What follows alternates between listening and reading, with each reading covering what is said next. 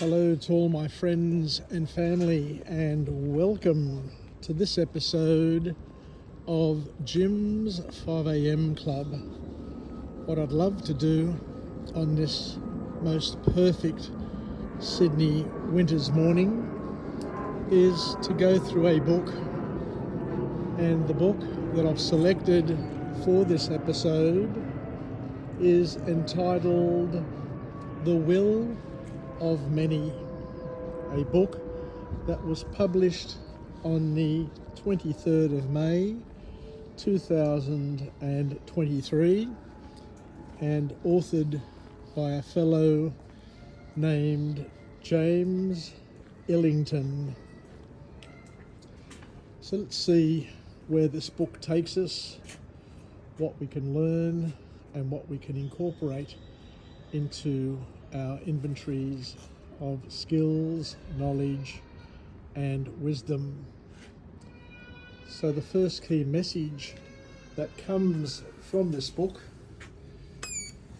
is where the author talks about the nature of power, and he says quite clearly and quite boldly that nature can corrupt, but it can also have the potential to bring about positive change. So understanding the dynamics of power is crucial for navigating political and personal landscapes. We go on to talk about the importance of resilience in adversity. Characters often demonstrate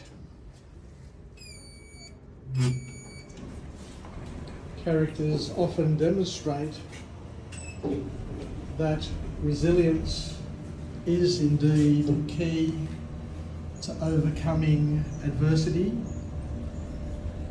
So enduring hardships and adapting to the challenging circumstances are essential for survival and success. So once again, the key message that comes from this book is that we shouldn't be shying away from challenges nor adversity, because they are in and of themselves really important to one's growth, development, and essentially gaining a taste of what life has to offer. Along the way, you can do it alone or you can do it with help from others. And once again, this author talks at length about the importance of forming alliances. Forming strategic alliances can be more powerful than single individual one-out efforts. Collaboration and trust among allies can significantly increase the probabilities of improvement and winning, and can actually help in developing and delivering better outcomes, not only to you, but also to others as well. So 1 + 1 can deliver more than 2 units of outcome. The author also touches on another topic which is quite interesting, about the complexity of morality, because when it's all said and done, and as you get older and wiser, you begin to learn and understand that morality is not binary, it's not black and white. Characters throughout their lives were all going to face these challenges. We're going to face difficult decisions that challenge our ethical beliefs, which highlight the complexity of being able to discern and to decipher between right and wrong. We look at ambition, and the author here rightly talks about the cost of ambition. Whilst ambition drives many characters, it often comes at a personal cost that you can't quite understand before the bill actually gets presented to you later in life. Understanding and weighing these costs or potential costs can prevent destructive consequences, because when it's all balanced out, we need to understand that each action has an equal and opposite reaction, and each decision, each choice that we make may have first, second and third level consequences, which are really difficult to foresee until everything starts to unravel and present itself.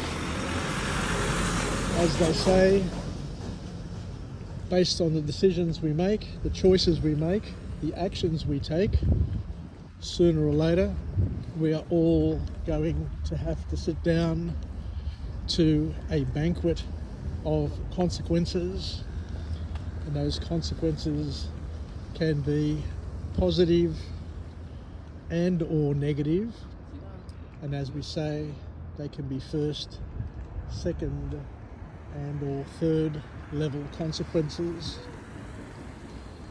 And the last point to come from this book is where we look at the role of education.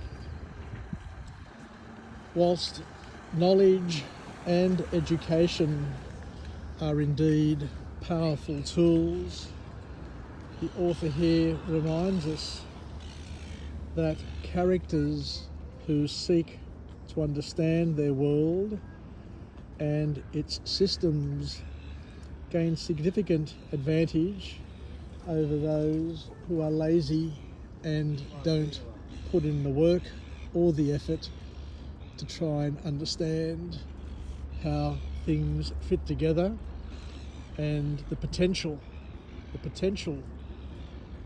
first, second and third level consequences of their choices and action. And when it's all said and done, personal identity and growth are what it's all about. The journey of self-discovery is a central theme in this book, and characters learn about their true selves and grow through their unique experiences, shaping their identities along the way in profound and powerful ways. So thank you very much for joining me on this episode of Jim's 5am Club. As you can see, it's peaceful, it's calm, it's a sunny Sydney winter's day, and it is absolute perfection, to say the least. It's amazing here in Australia that we have magnificent winters, awesome autumns, but when it comes to summer, it's it's a little bit unpredictable. It can be really hot or it can be really wet, and the weather isn't quite the summer that one would be able to enjoy in Greece, for example, where we have 92 days of brilliant sunlight, sunshine, clear skies and perfect beach conditions.